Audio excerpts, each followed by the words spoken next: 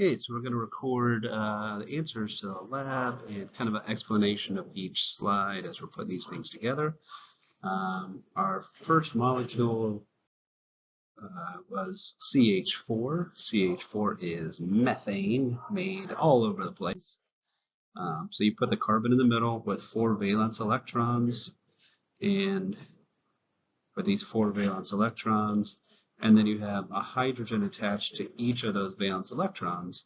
So the carbon gets to 8 by 4 bonds, each hydrogen gets to 2 by making a bond. That means there's 8 valence electrons total, and it's a tetrahedral shape, and it's non-polar because it is balanced.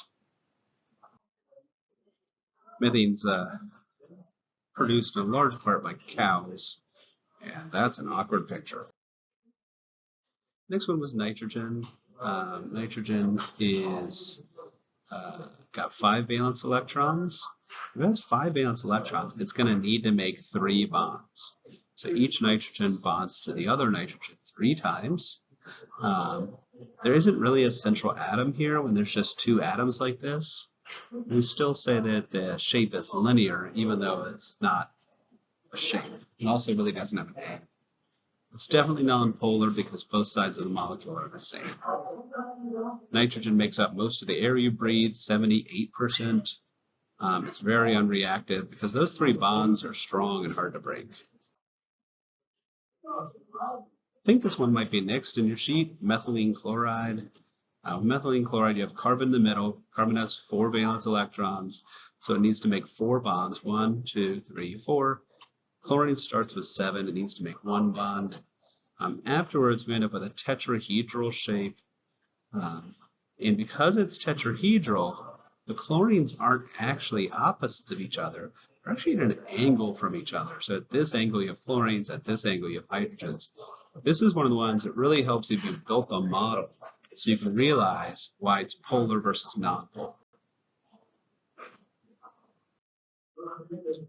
Chlorine was a pretty simple one. Each has 7 valence electrons. They're going to be bonded together and to get to 8. Chlorine was the first toxic gas used in warfare. You breathe this in, it breaks apart pretty easily. It causes hydrochloric acid inside your lungs. It was used by the Germans in World War I as gas warfare. Terrible stuff.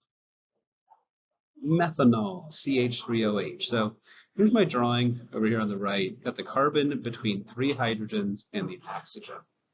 Now the oxygen is between the carbon and a hydrogen.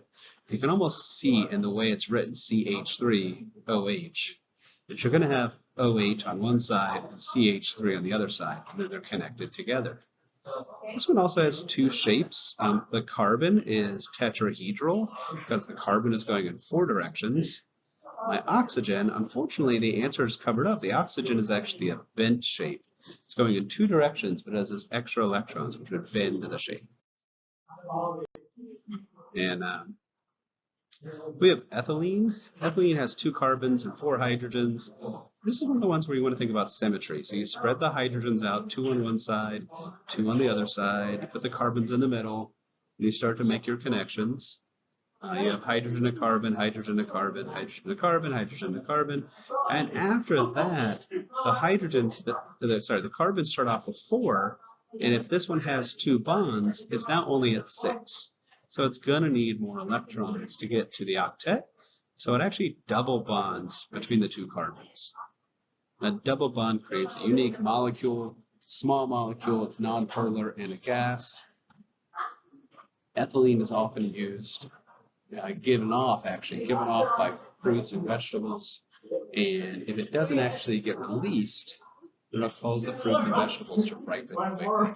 So if you actually put your bananas or something like that inside a plastic bag that holds this gas inside, and this gas is given off by the bananas, it'll cause them to ripen faster. Hydrogen gas is a pretty simple one. It's hydrogen with 1 electron, it bonds to the other hydrogen with 1 electron. Again, it's called linear because there's just 2 elements connected. It's definitely non-polar. It's the same in both directions. We have a picture here of the Hindenburg exploding. Hydrogen gas is very flammable. The Hindenburg was actually a Nazi balloon that was flown over from Nazi Germany to the United States, and it exploded in New York.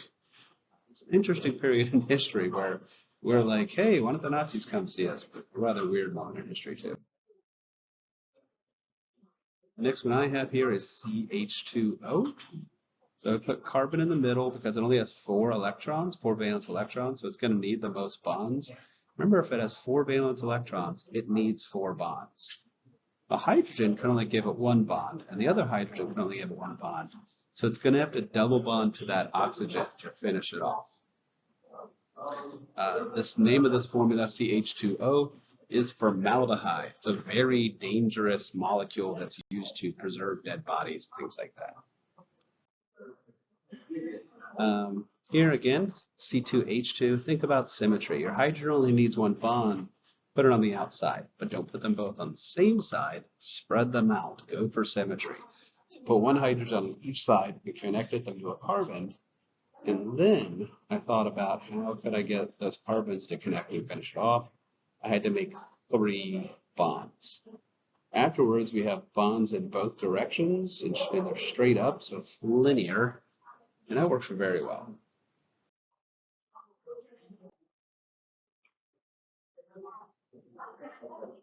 Here we have a model of NH3. It doesn't say NH3 there, it just says ammonia. NH3 is called ammonia. Nitrogen has 5 valence electrons. It makes 3 bonds. This one has bonds in 3 directions, so it's trigonal. And then you see that extra pair of electrons on top. That extra pair of electrons on top causes it to be pyramid. And anytime something's trigonal pyramid, it is a polar molecule. So here we have a factory that's producing ammonia, NH3 from the last slide. Ammonia is a fertilizer. We spray it all over our fields, and we also turn it into different types of fertilizers from there. It's one of the reasons we're able to grow so many crops today is because of the production of ammonia from the hydrofluoric acid, HF. The fluorine has 7. It only makes 1 bond, and then it's done. It makes a nice, simple, linear shape because there's only 2 atoms. Unlike the other 2 linears, though, we have different atoms, so this is definitely a polar molecule. Hydrofluoric acid is one of the most dangerous acids for humans to use. It rips apart skin really terribly, so watch out for HF. We don't have any. H2O2, hydrogen peroxide. Hydrogen has to be on the outside. It only has 1 bond it can make. So I put it on the outside on both sides. And then the oxygens have to connect together once to go from 6, with a bond makes 7, with the bond of the other oxygen makes 8. Both of these oxygens would be the bent shape because they're going in 2 directions and have extra electrons. Hydrogen peroxide is also used as an oxidizing agent for bleaching hair, for disinfecting things. It's used for a lot of things. And then we have carbon dioxide. Carbon has 4 electrons, so it's going to need to make 4 bonds, 2 to each oxygen. It's definitely linear and it's nonpolar because it's balanced. Carbon dioxide has been linked to surface temperature increase on the Earth. We can actually see in this graph here the relationship between CO2 and temperature over the last 100,000,000 years, 400,000 years.